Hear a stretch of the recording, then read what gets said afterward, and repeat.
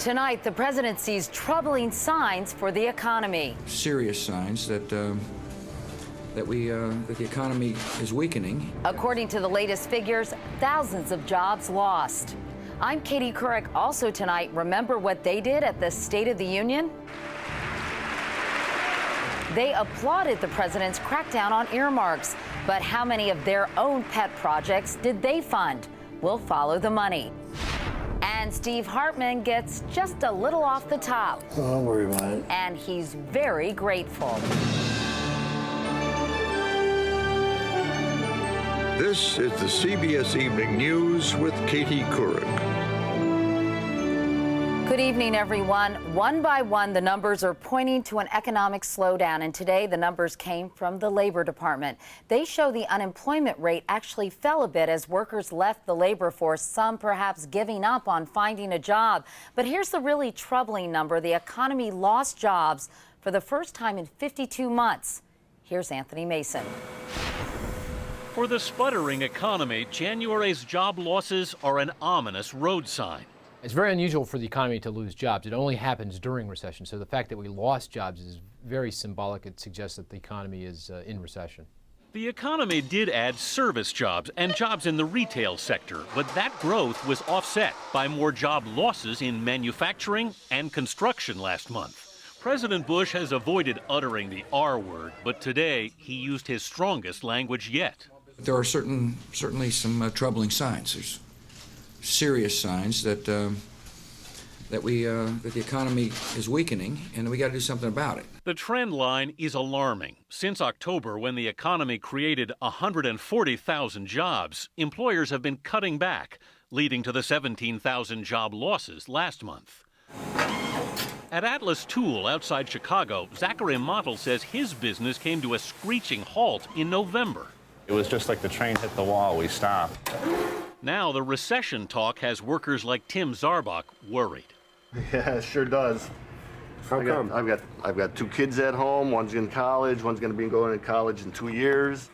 But Mottel and many small business owners could be facing hard choices. We don't want to lay people off. We don't want to lay the new guys we just hired off. Care for their families. But if it slows down, you got to make tough decisions. And when workers worry about their jobs, they cut back on spending. Then sales fall. And Katie, that's how the economy ends up in a downward spiral. Meanwhile, Anthony, there's another big business story today, and that's the fact that Microsoft is making a play for Yahoo. Yeah, this is Microsoft and Yahoo trying to gang up on Google, which has become the internet search engine bully nobody can beat. Not Yahoo, whose profits have been sliding. Yahoo just announced up to 1,000 job cuts, about 7% of its workforce. And it's been falling further and further behind Google, which now owns 77% of the world's internet search market. Yahoo has just 16%.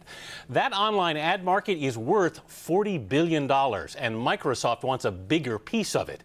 This $44 billion offer would be the biggest tech deal ever. It would give Microsoft and Yahoo together well over 1 billion monthly users and maybe give them a fighting chance against Google. Katie? Well, the plot thickens at least. Anthony, thank you. Also tonight in the CBS News Money Watch, record profits by America's largest oil company. As oil prices soared to new highs last year, ExxonMobil earned more than $40 billion. That's the largest annual profit ever for an American corporation and 3% more than last year.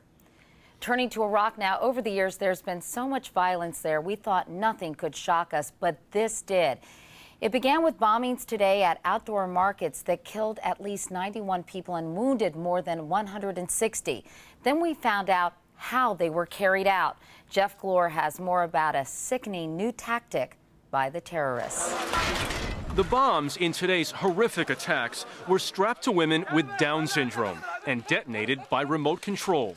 The terrible events really do underline the absolute bankruptcy and brutality of the enemy.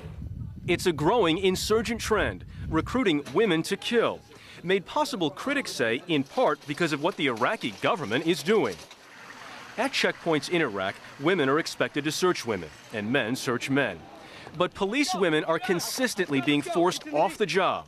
When U.S. General Dave Phillips asked the Iraqis why, he was told, "Here in Iraq, the men take care of the women, and the women are not to be out on the streets in these dangerous positions."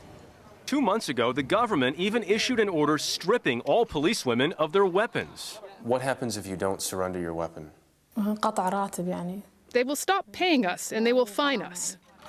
An order that was quietly reversed after 3 women spoke to CBS News. Unfortunately, it did not happen in time to prevent today's attacks. Under the American military's watch, more than 1,000 police women graduated. Since the Iraqis took over, the number is 0. Jeff Glore, CBS News, Baghdad. Back in this country, we turn once again to the presidential campaign. John McCain is heading into Super Tuesday as the frontrunner, but also now as a target of GOP conservatives.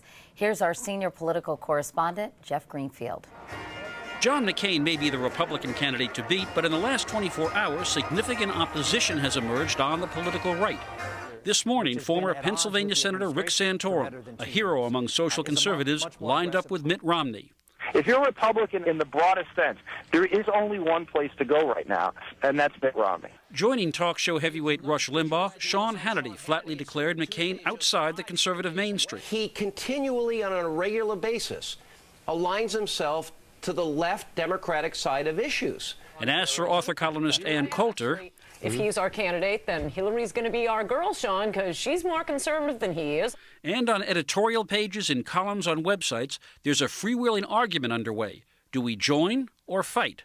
But why so much resistance to a candidate who is pro-life, pro-gun, with an 80% plus conservative voting record? There's a long list on which issues have separated conservatives from John McCain. Radio talk show host Hugh Hewitt, who's backing Romney, says on too many core issues McCain is wrong for the right. Opposing drilling in the Arctic, opposing the Bush tax cuts in years back, compromising with Democrats on judges. I want to give John McCain his due. He's not for turning. He doesn't change his mind on issues. Others say the problem is almost personal. Jim Garrity of the National Review campaign spot. He really tries to portray his opponents as being not just wrong, but unreasonable and mean-spirited, and as if there's something morally deficient about them. And that conservatives don't take well to that. Pro-McCain conservatives say that he needs to reassure the right on issues like taxes, judges, immigration, a possible running mate. His foes are looking to California as the battleground where Romney needs to form a united conservative force that will derail that Straight Talk Express. Katie? So, Jeff, on Super Tuesday, we really may discover who is winning the heart and soul of the Republican Party. Yeah, especially if Romney can get the Huckabee voters to stop voting for Mike Huckabee and join him to stop McCain. I think that's going to be a critical thing to watch Tuesday night. All right, should be interesting. Jeff Greenfield, thank you, Jeff. Meanwhile, another dose of star power for Barack Obama. His campaign announced today that Oprah Winfrey and Caroline Kennedy will appear this weekend in Southern California with Obama's wife, Michelle. And what a difference a day makes. There was a chill in the air today for the Democratic candidates after that brief thaw last night. Here's our CBS News Campaign 08 notebook. There may have been hugs and smiles last night as Hillary Clinton and Barack Obama debated one-on-one for the first time. But today, Obama was back on the attack, once again criticizing Clinton for her 2002 vote that authorized the use of military force in Iraq. It's important because it speaks to the judgment that is going to be applied in future conflicts and how either of us would operate as commander-in-chief. But after all the campaign bitterness, could Clinton and Obama wind up on the same ticket? A Clinton aide told our Jim Axelrod, don't rule it out as long as she's at the top of the ticket. The Obama campaign said, forget it. He's running for president, not vice president. In other news now, a safety recall. Evenflo is recalling about 1 million Discovery infant car seats. They were manufactured between April 2005 and last month. Tests show the seats could become separated from their base in serious side impact collisions. Driving was dangerous today in parts of the nation's midsection hit by a huge winter storm. It stretched from Texas to the Great Lakes, clogging roads and tying up air travel. In Michigan, hundreds of schools were closed. Snow also piled up in Chicago before the storm moved into the Northeast. There is much more CBS News ahead, including Assignment America. Steve Hartman visits a barber like no other in a demonstration of sheer courage. But up next, hey, big spenders, when the president declared war on congressional earmarks, some of the loudest cheers came from some of the worst offenders.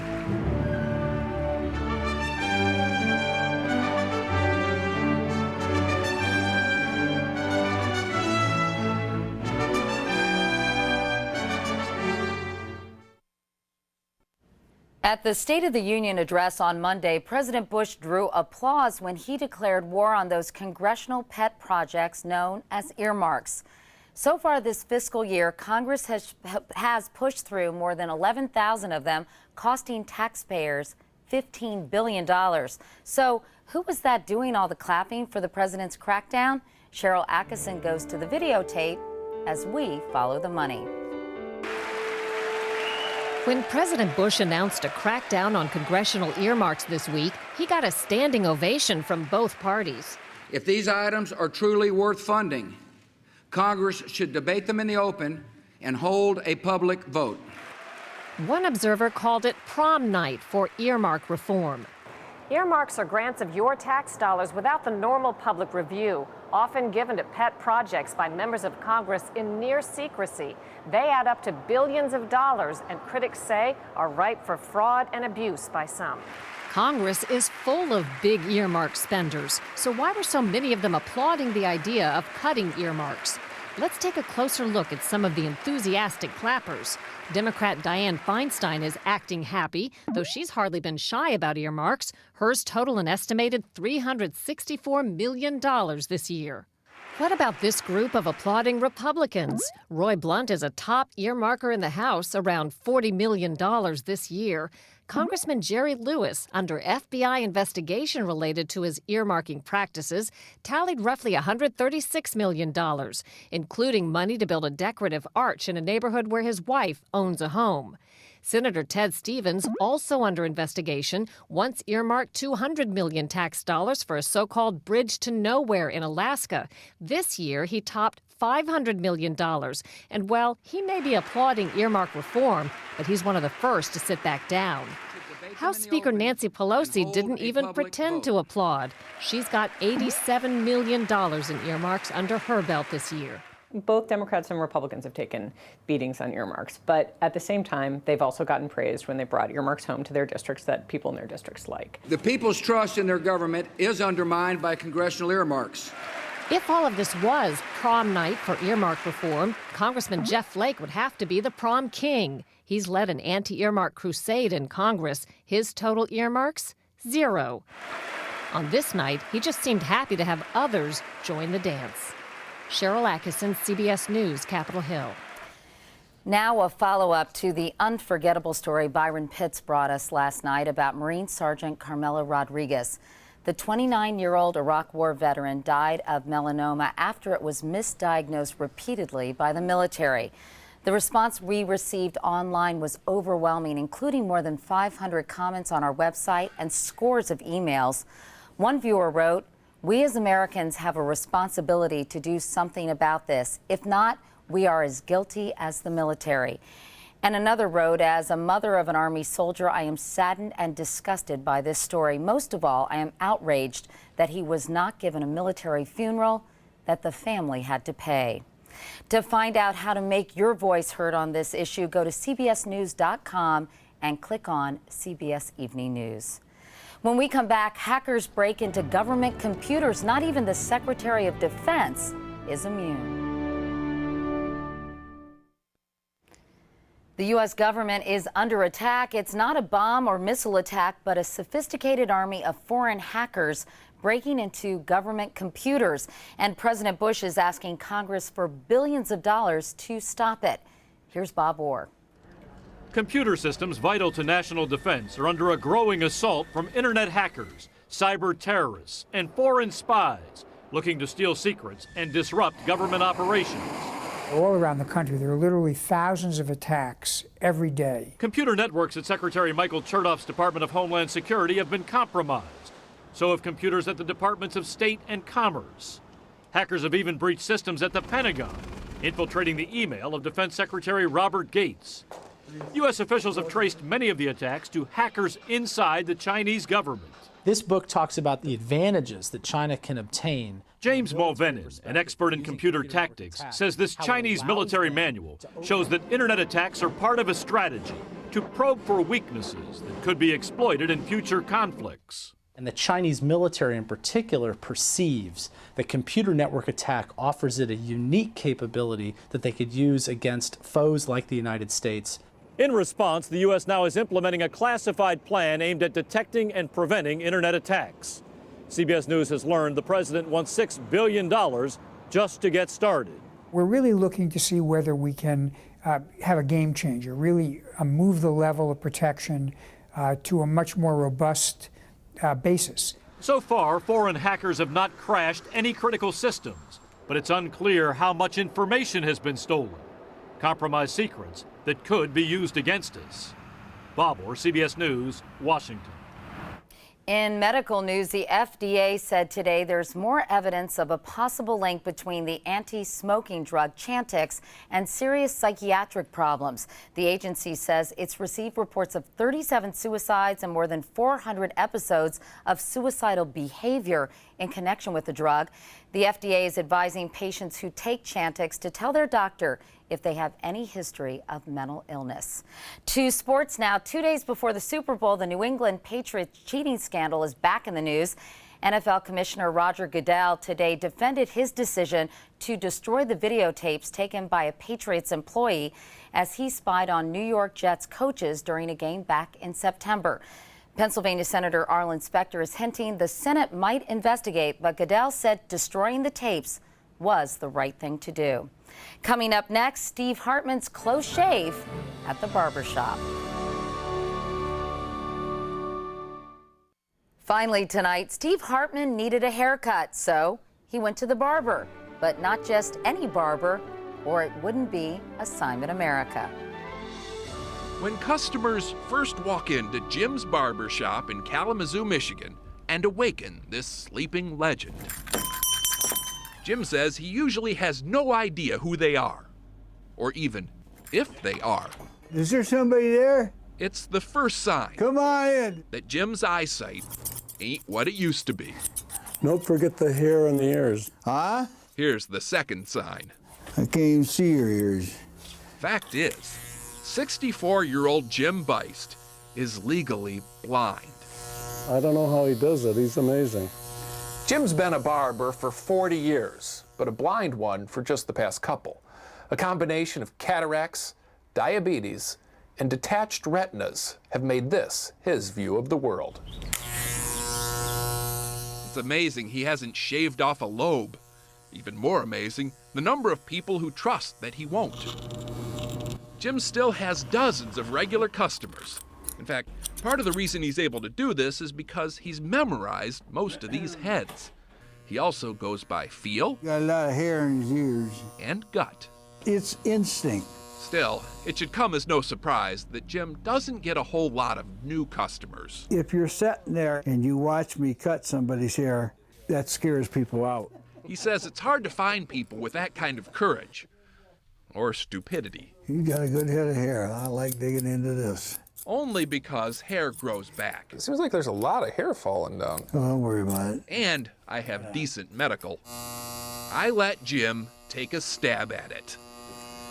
Figuratively, I hoped. Now, I'll let you be the judge as to exactly how well he did, but I've got to say that I've had much worse haircuts, most of them done by my mother. And I have to say, oh, hi, Mom, that your hair looks good, actually. I think he did a good job. Any nicks, like little spots on your ear? Yeah, he cut it a little too short here, and then he went over here, cut it short to match, and then he kept going back and forth for a while. But other than that, I'm happy. Well, and you're a very brave person. Meanwhile, tell us about next week's story. Okay. Next week. He's an artist drawn to hospitals. Why Mark Gilbert thinks these images will help doctors see their patients in a whole new light. If you have a story you think we should cover, please go to cbsnews.com and click on Assignment America. If it's a good one, you can bet I'll tell it. Okay, Steve, thank you.